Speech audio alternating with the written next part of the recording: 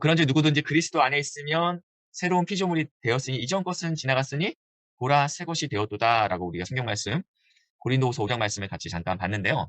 우리가 예수 안에 있으면 이제 존재 자체가 바뀌었다라는 이야기로 오늘 이야기를 좀 진행해 보려고 합니다. 그래서 사도 베드로의 마지막 서신인 베드로후서는 믿음의 사람들에게 아는 것 그리고 그를 아는 지식에서 어떻게 해야 되냐면 자라가라라고 이야기합니다. 그러니까 우리 공동체 안에는요 다양한 신앙의 경력자들이 모여 있어요. 다 이렇게 다 똑같지 않잖아요. 어떤 사람은 신앙의 깊이가 굉장히 깊은 사람도 있고 아직은 어린 사람들도 있습니다. 근데 문제는 어린 게 문제가 아니라 신앙생활을 10년을 해도 그대로 있으면 그게 문제라는 거죠. 그래서 하나님께서 우리를 공동체로 부르셨는데 가족 공동체로 부르셨는데 이 공동체 안에는 영적인 아비가 있고 어미가 있고 또 청년이 있고 아이가 있다라는 것입니다. 왜냐하면 예수를 감 믿기 시작해갖고 자라가기 때문입니다. 그래서 베드로후서에서는 그를 아는 지식에서 멈추라라고 얘기하지 않고 자라가라고 얘기하고 있습니다. 방금 전에 봤던 제 아들이 2살 때 찍었던 영상인데 여전히 저 발음으로 아빠 이렇게 얘기하면 싫어요. 그렇죠? 그건 정상적인 게 아니라는 거예요. 그때는 저게 예쁩니다. 근데 초등학교 4학년이 된 아들이 끼단지 이러면 싫다라는 거예요. 그러니까 잘하는 거는 굉장히 정상적인 겁니다. 그래서 요한일서 2장 12절부터 14절 말씀인데 여기에 성도들에 대해서 4가지 표현이 쓰였습니다. 4가지 표현들이 뭔지 한번 또 적어보시겠어요? 우리 성도들을 어떻게 부르고 있는지. 예수 안에 하나님께서 부르신 공동체 안에는 아비도 있고 청년도 있고 자녀도 있고 또 자녀들 이게 아이와 자녀도 있다라고 얘기하고 있으니까 이거를 무시하면 안 된다라는 거예요. 우리 목장에는 아이가 있다라는 거예요. 영적인 아이. 우리 목장에는 아비도 있습니다. 근데 아비가 돼갖고 자녀가 자꾸 힘들어하고 그러면 우리가 우리 집에서 내팽개치지 않잖아요. 어떻게든 우리 자녀가 성장할 수 있게끔 우리가 좀 도와줍니다. 그래서 성경에도 보면 이 예수 안에 있는 공동체 안에도 영적인 단계에 따른 이렇게 신앙의 단계에 따른 그런 특징들이 있다라고 이야기하고 있습니다. 그래서 괜찮으시면 요한일서 2장 12절 14절 말씀을 성경책으로 펴놓으시던지 앱으로 좀 켜놓으시고 이 상태에서 그 다음 문제로 좀 가보겠습니다. 이렇게 4단계를 우리가 얘기했는데요. 4단계를 한번 그 성경책 말씀을 가지고 첫 번째 단계 자녀들, 두 번째 단계 아이들, 세 번째 단계 청년들, 네 번째 단계 아비들. 이 오늘 본문에서는 이 단계의 특징들을 어떻게 기록하고 있는지 한번 적어보시겠어요?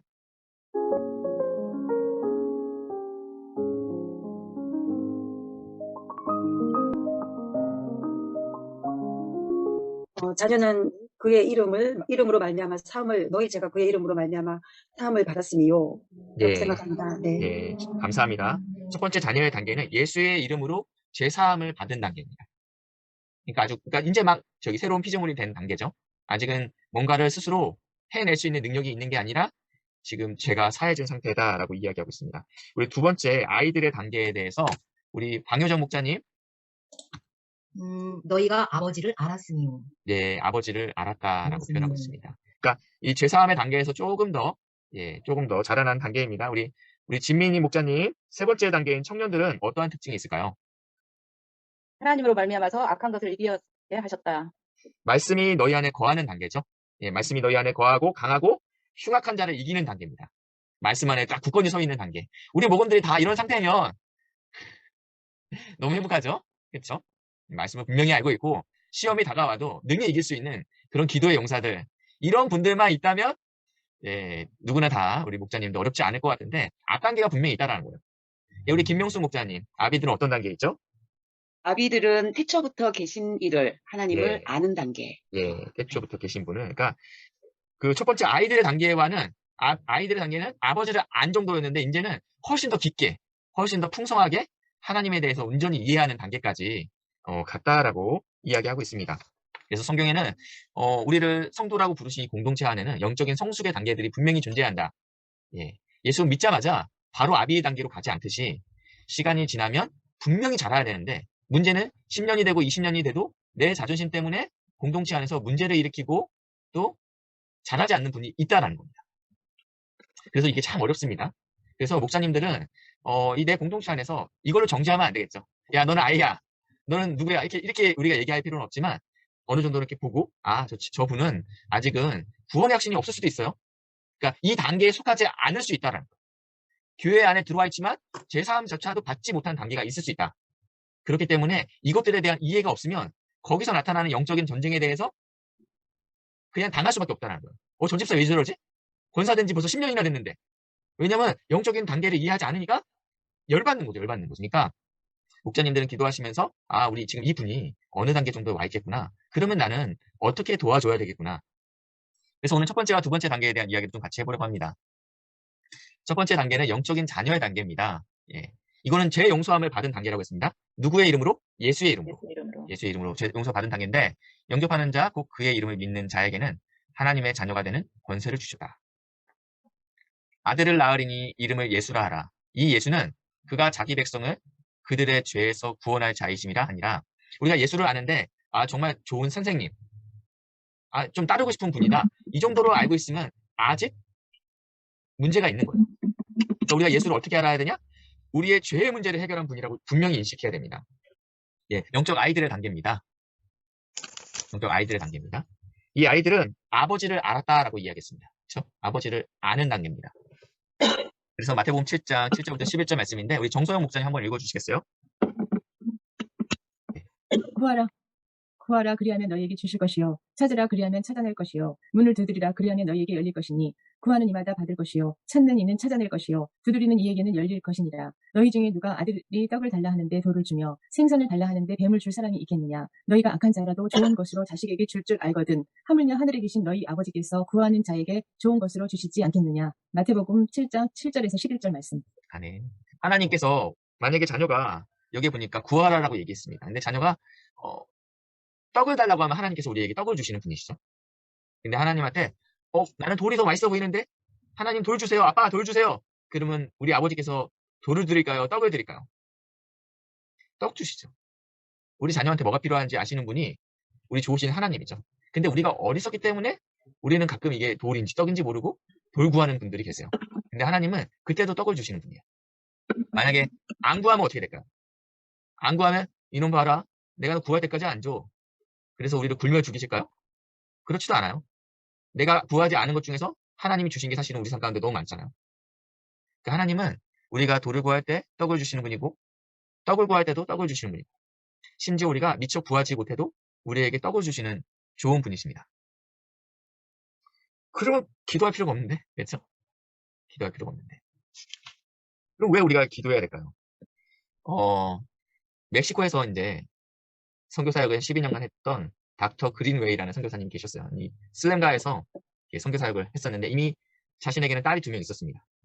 어느 날 비가 오는 밤에 누가 문을 이렇게 두들기더라고요. 그래서 이제 문을 딱 여니까 비를 흠뻑 맞은 10살짜리 여자아이가 부들부들 떨고 있는 거예요. 그래서 어서 들어와라. 그래서 이제 따뜻하게 해주고 먹을 걸 이제 줬어요. 그래서 이야기를 들어보니까 엄마는 4살 때 죽고 아빠는 알코올 중독이래. 근데 그날 아버지가 총을 들고 딸을 쏴 죽이려고 해서 이 여자아이가 이제 도망치다가 우리 동네 선교사라는 분이 계시는데 거기 가면 내가 오늘 먹을 걸 먹을 수 있고 잘 수 있겠다 싶어서 이제 찾아왔다라고 합니다. 그래서 이제 가족 회의가 있었습니다. 사모님과 선교사님과 자녀들이 가족 회의를 하면서 우리가 이 아이를 어떻게 해야 되나라고 이제 고민하다가 이 닥터 그린웨이 선교사님이 이 여자아이한테 네가 원하면 이 집에 있어도 되고 네가 원하면 내가 너의 아빠가 되고 싶다라고 이야기했대요. 그러니까 이제 이 여자아이가 한마디도 하지 않고 고개를 이제 끄덕였대요. 학교를 이제 정상적으로 가고 그러는데 한 번도 아빠라고 부르지 않고 한 번도 배고프다고 얘기하지 않고 한 번도 어떠한 준비물이 필요하다고 얘기하지 않는 이 자녀가 그래서 밥도 줘야지 먹는 거예요. 보통 딸 같으면 내가 마음에 들지 않는 반찬이면 수정도 하고 이러잖아요. 근데 이 아이는 그러지 않았어요. 어느 날 서재에서 이제 선교사님이 이제 책을 보고 있는데 이 아이가 이제 노크를 했습니다. 노크를 하니까 문을 여니까 이제 이 아이가 있는 거예요. 무슨 일이니? 하니까 이 아이가 이제 이렇게 모기 같은 작은 소리로 아빠 나 신발끈이 필요해요. 이렇게 얘기했대요. 이 선교사님이 그날 참 많이 울었다고 합니다. 드디어 얘가 나를 찾았구나. 얘가 드디어 나를 아빠라고 불렀구나. 라는 이제 이야기를 하더라고요. 하나님께서 우리에게 구하라, 찾으라, 두들기라라는 것은 네가 기도를 수고를 다해라. 내가 너가 한 1000번 정도 기도하면 그때 응답할게 라고 우리의 기도의 횟수를 카운터 하시는 분이 아니에요. 네가 한 1000번 정도 기도하면 내가 응답할게. 그래서 한 900번 했네? 이제 100번만 더 해. 근데 이 사람이 999번까지 하고 기도를 포기하는데 이때 하나님이 얘기하죠. 아깝다. 한 번만 더 했으면 내가 응답할 건데. 그런 분이 아니시라는 거예요. 그런 의미로 구하고 자꾸 두들겨라. 네가 할 수 있는 데까지 하라는 의미는 아니에요. 하나님은 선하신 분이기 때문에 네가 돌을 달라고 하던 네가 떡을 달라고 하던 나는 너에게 언제든지 좋은 것을 줄 수 있는 분인데 문제는 너가 나를 좀 찾았으면 좋겠다. 네가 나의 이름 불렀으면 좋겠다. 이 단계가 필요하다는 것입니다. 그래서 이 영적인 아이들의 단계 때 하나님께서 우리 다 경험했잖아요. 이때 응답을 많이 하신다는 거. 우리 삶 가운데. 예수 그리스도를 만났는데 이때 뜨거울 때 기도하면 하나님께서 너무 역사를 많이 하시잖아요. 막 그때 막 은혜를 지금 잘 안 하잖아요. 그렇죠? 예, 지금 잘 안 하는데 그때는 그래요. 하여튼간. 지금도 잘하면 굉장히 좋은 겁니다. 근데 이 영적인 아이 때 우리가 하나님을 알아가는 특별한 은혜가 이 기도 가운데 있다는 거예요. 기도 가운데. 그래서 우리 아이들이 잘하는 이제 두 가지 요소가 있는데 이건 청년들 때 이제 말씀에 대해서 이야기할 건데 오늘은 기도에 대한 이야기를 좀 하려고 합니다. 네, 성경에 이렇게 얘기하고 있어요. 진실로 다시 너희에게 이르노니 너희 중에 두 사람이 땅에서 합심하여 두 사람입니다. 그러니까 지금 목장이 2명 있어도 괜찮은 거예요. 2명 있으면. 내가 목양을 실패했구나. 아니면 왜 진장님과 전사님은 나한테 목원을 안 붙여주지? 이럴 필요가 없다라는 거예요. 두 사람이 땅에서 합심하여 무엇이든지 구하면 하늘에 계신 내 아버지께서 그들을 위하여 이루게 하시리라. 두세 사람이 내 이름에 모인 곳에 나도 그들 중에 있느니라. 그래서 이 공동체의 가장 역할을 두 개 크게 하는 게 있는데 하나는 기도, 그리고 이제 다음 주에 얘기할 말씀입니다. 이 기도가 죽으면 사실은 굉장히 어려워져요. 기도가 죽으면요. 공동체에서. 그래서 우리가 어떻게 하면 우리 목장이 기도하는 일에 열심히 낼 수 있을까? 어떻게 기도에 불을 붙일 수 있을까? 이런 고민들은 좀 같이 오늘 이 시간에 좀 했으면 좋겠습니다. 어떤 그림인지 아시겠죠? 어떤 그림인지 너무 잘 아십니다. 이 그림. 예, 지금 예수님의 제자, 수제자 베드로가 옥에 갇혔습니다. 베드로 전에 이미 헤롯이 야고보를 죽였어요. 그리고 나서 근데 여론이 너무 좋아졌어. 예, 여론이 너무 좋아지니까 안 되겠다 싶어서 베드로도 옥에 갇혔고 교회는 그때 뭘 했냐? 그 옥에 갇힌 베드로를 위해서 간절히 하나님께 기도합니다. 근데 하나님께서 놀라운 일을 이루셨죠? 천사를 통해서. 예, 사고를 차고 있는 베드로를 풀으시고 베드로가 이게 꿈인가 했어요. 꿈인가 했습니다.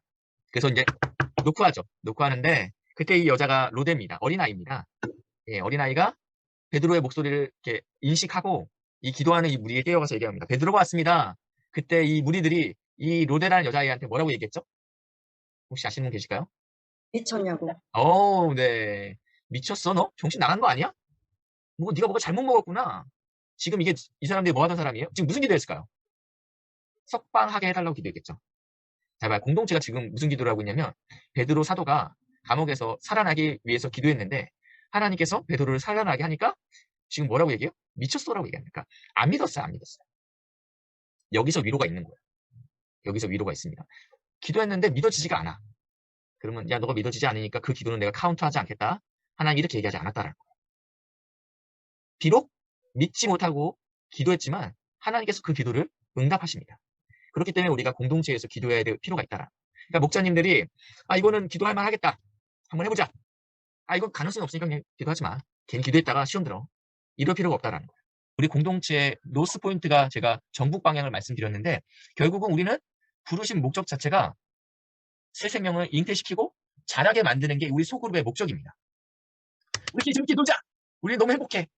이게 우리의 목적이 아니고 우리의 목적 자체가 예수를 닮기 위한 목적이 뭐냐면 그래서 세상 속으로 들어가기 위해서 예수를 닮는 거잖아요.